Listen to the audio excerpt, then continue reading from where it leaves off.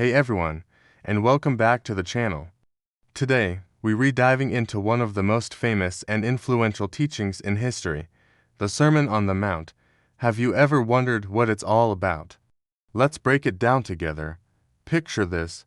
Jesus is on a mountainside, surrounded by a crowd of people, and he starts sharing some profound, life-changing wisdom. This isn't just a random collection of sayings. It's a powerful guide to living a life full of purpose and meaning.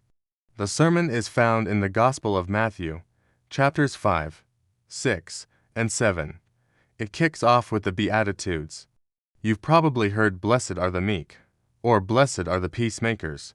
These aren't just nice phrases. They flip our worldly values upside down. Jesus is saying that true happiness and blessing aren't found in power or wealth, but in humility, mercy, and a deep hunger for righteousness. It's a radical, new way of looking at what it means to be truly blessed. Then, Jesus gets into the nitty-gritty of daily life. He talks about being salt and light in the world, meaning we're supposed to preserve what's good and shine a positive influence wherever we go. He doesn't just say don't murder. He goes deeper, telling us to deal with anger and resentment in our hearts. He talks about loving not just our friends, but our enemies too. Talk about a challenge, right? The sermon also covers topics like prayer, fasting, and giving. Jesus teaches a model for prayer, what we now call the Lord's Prayer, emphasizing a personal, heartfelt connection with God.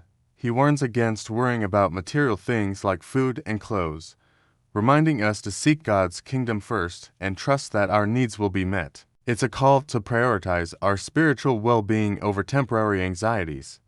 Finally, he wraps it all up with a powerful metaphor. He says that anyone who hears his words and puts them into practice is like a wise man who builds his house on a solid rock.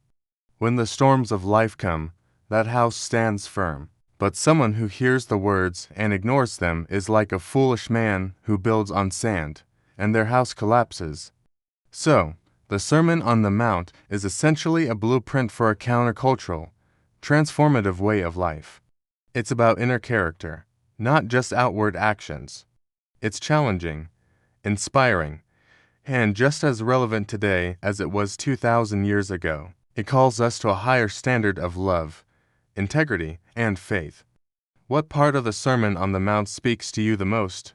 Let me know in the comments below.